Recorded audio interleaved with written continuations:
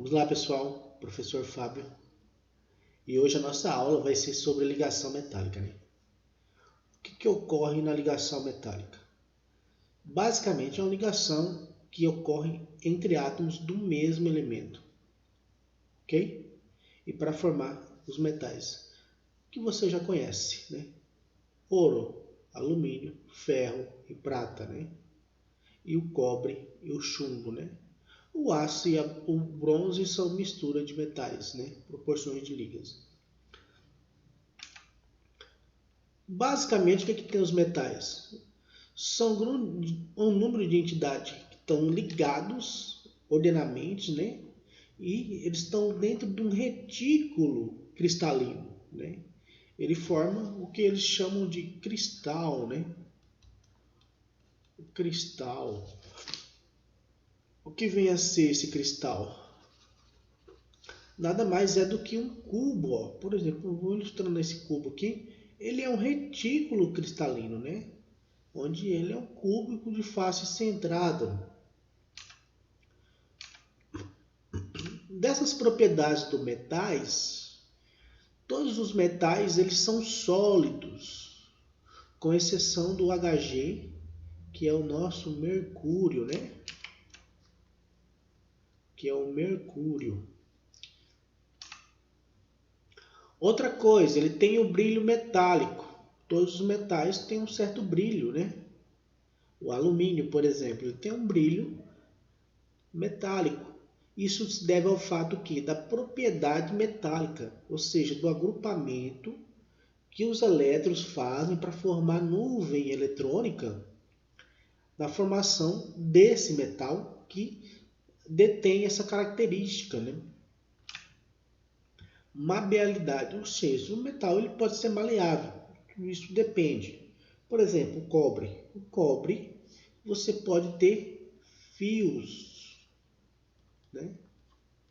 Assim como o ouro tem aliança, a prata também tem aliança, brinco, anel. Ductibilidade, né? Essa é uma propriedade que a ductilidade é uma propriedade onde está relacionada com a dureza, né? Com a tração entre isso daqui, né? O que essa tração faz? Essa tração nada mais é do que a fricção entre os metais, né? Ele tem essa resistência ao material, uma forte dureza.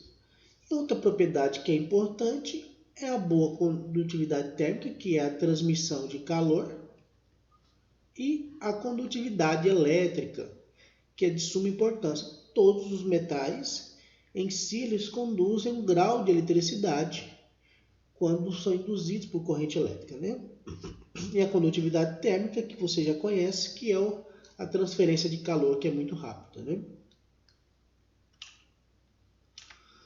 Vamos lá. Primeiramente, como se forma essa ligação? Essa ligação se vem pelo estado de nuvem eletrônica, né? É um retículo de esferas rígidas constituído apenas por cátions, né?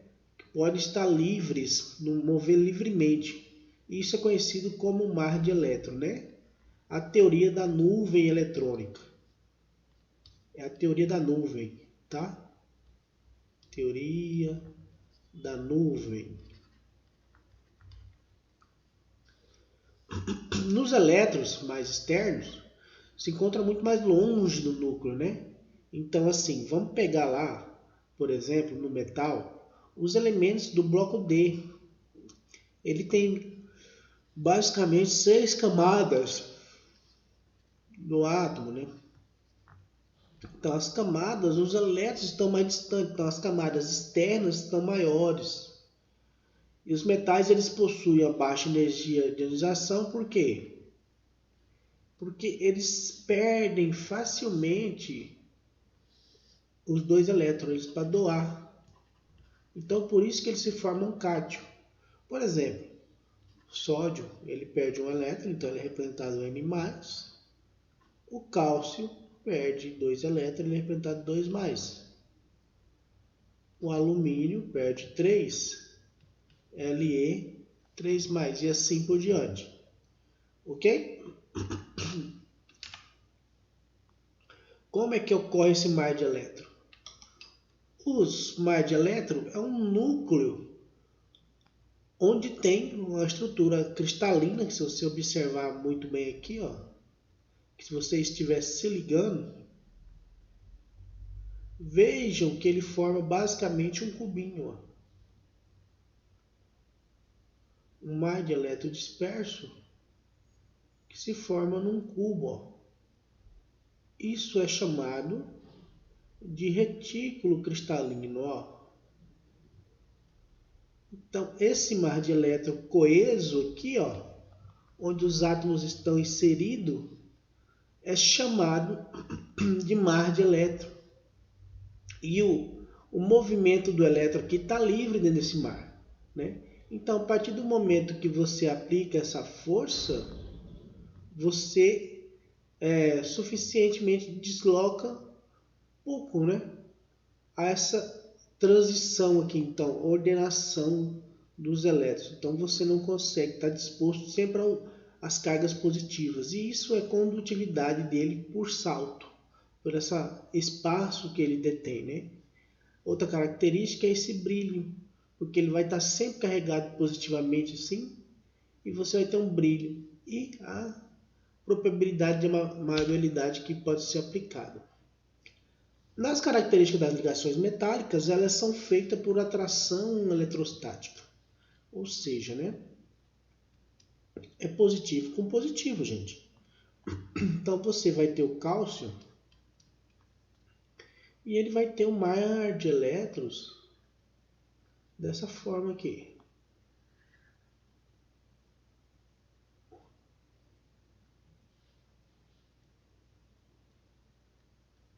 O nosso cátio com 2+, ele vai ter 8 elétrons, né?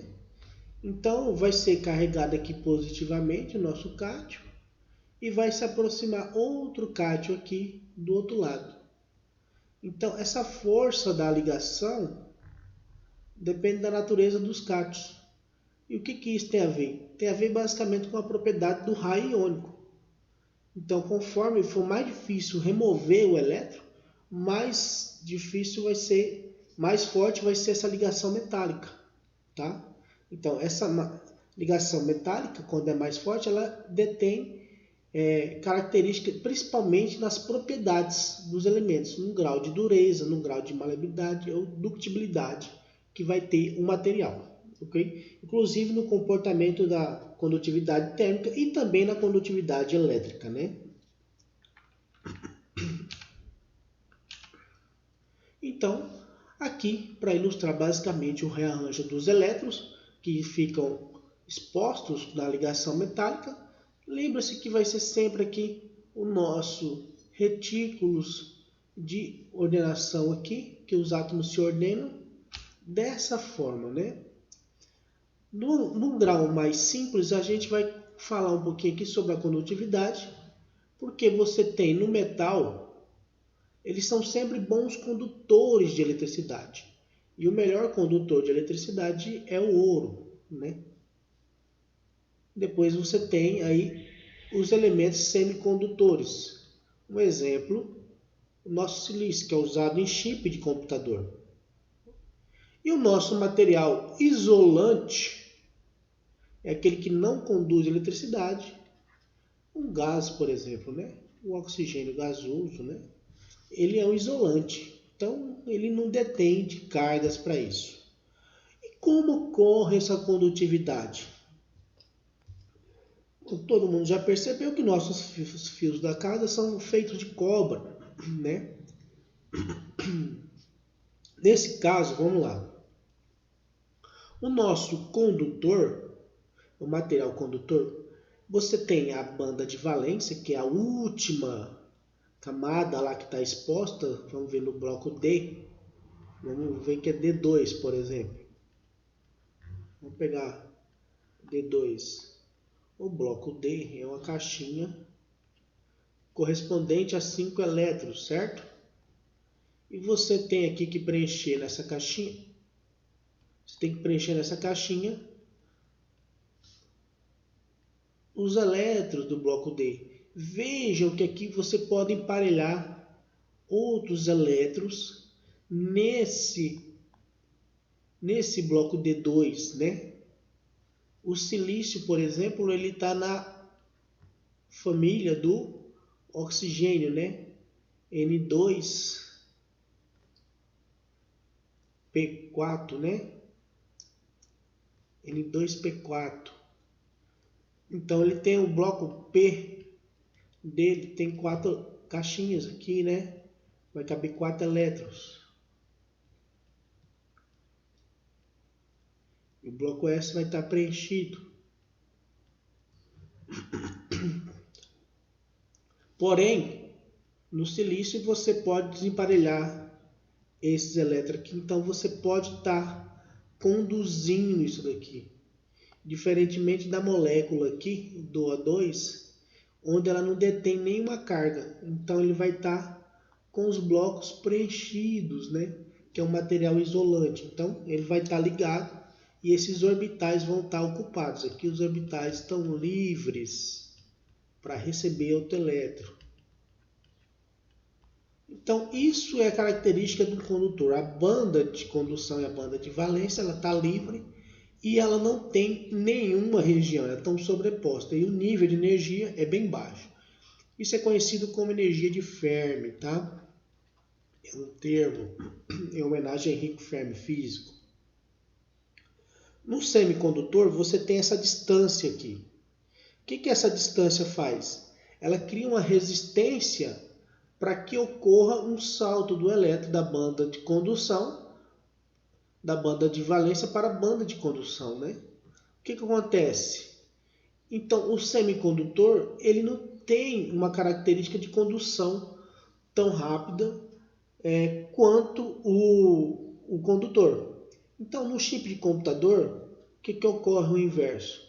Com o aumento da temperatura, a condutividade aumenta para o semicondutor. Então, por isso que você vê lá que quando você aumenta essa temperatura, os chips de computador eles têm essa característica, porque você não pode ter uma condução muito rápida, porque não dá tempo da leitura dos dados serem adquiridas pela aquisição do computador, do celular. E o overclock, você refrigera chamado de overclock, você refrigera com nitrogênio líquido esse material justamente para que quando você utilize o máximo da potência do computador, da placa-mãe, da placa de vídeo e do chip de processamento, você não dê uma sobrecarga muito grande. Então, você não aquece e a condutividade aumenta, chegando até queimar, né, o equipamento. Na banda isolante, o elétron não salta aqui da banda de condução para a banda de valência. Então, ele é isolante. Então, não tem essa transferência. Então, por isso, a borracha ela é um isolante quando você está trabalhando com energia elétrica, por exemplo, né?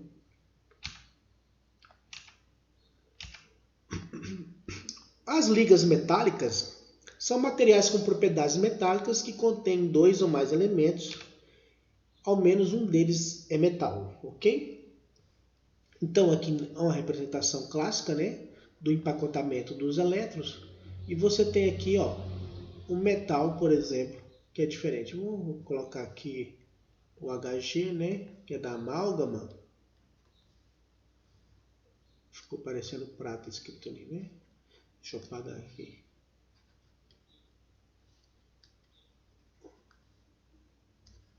Você pode ter uma liga de ouro e prata, né? Por que você tem uma liga de ouro e prata? O ouro e prata justamente para não se tornar quebradiço, né? A amálgama dentária era uma mistura de mercúrio, prata e estanho. O bronze que vocês conhecem é uma mistura de cobre e estanho. Isso daqui tem uma proporção, né? Não é qualquer mistura que acontece isso.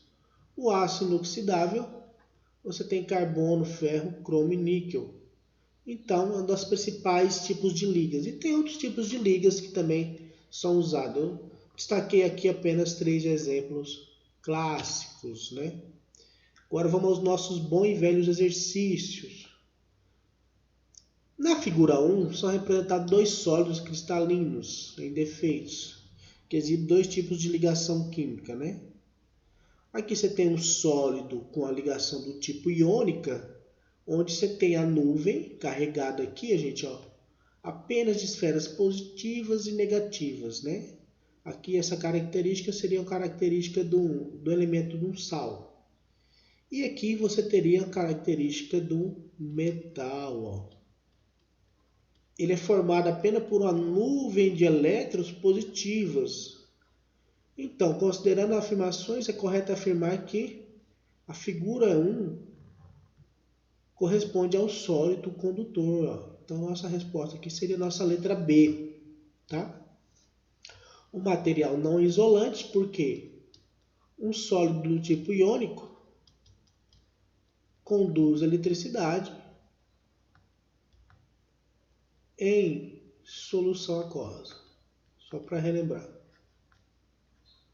Solução aquosa é quando está dissolvido na água. Não esqueçam. Vamos lá. O bário é um elemento utilizado em velas para motores, em pigmentos para papel e fogos de artifício. Aquela coloração meio que avermelhada. A respeito de algumas características, assinala a informação incorreta. Quando você chegar nesse tipo de questão aqui, você tem que lembrar o seguinte, só tem apenas uma questão que está errada e as demais você conhece que estão corretas. Então vamos por eliminação. Tem altos pontos de fusão e de ebulição? Sim, essa é uma propriedade dos metais. Conduz bem corrente elétrica no estado sólido? Sim, é a segunda propriedade dos metais. Forma um composto iônico que se liga com o flúor? Vamos checar. O bário está na família 2, né?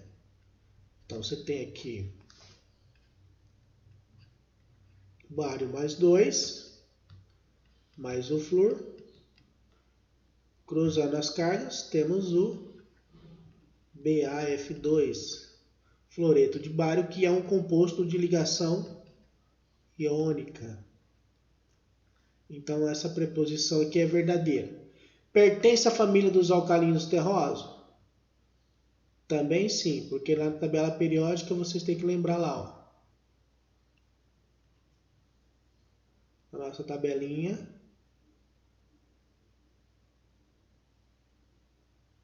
Temos a família 1A e 2A. 1 ou 2, né? A nova convenção. Então na família 2, alcalinos na 1 e alcalinos terrosos. Então, essa preposição é verdadeira. Tende a receber 2 elétrons.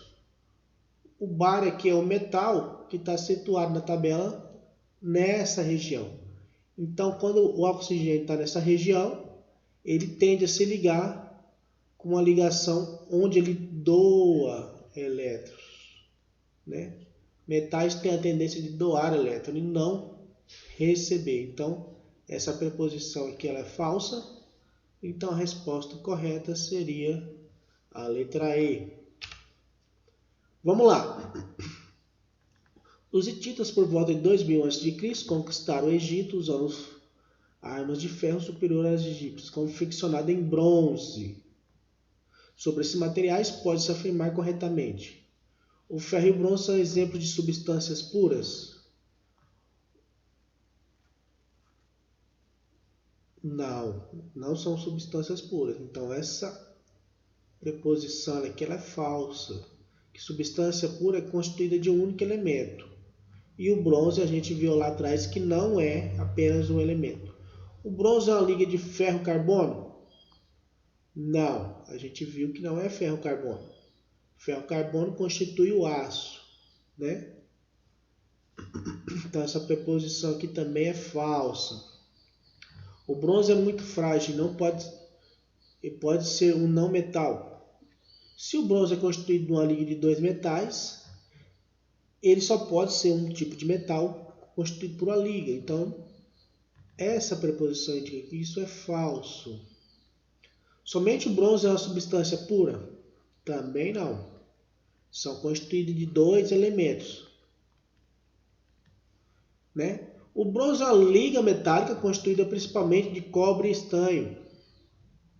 Agora sim, ó.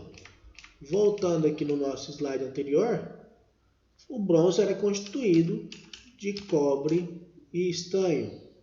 Então, a nossa aula de hoje termina aqui e é sobre ligação metálica. Até a próxima, gente. Meu muito obrigado.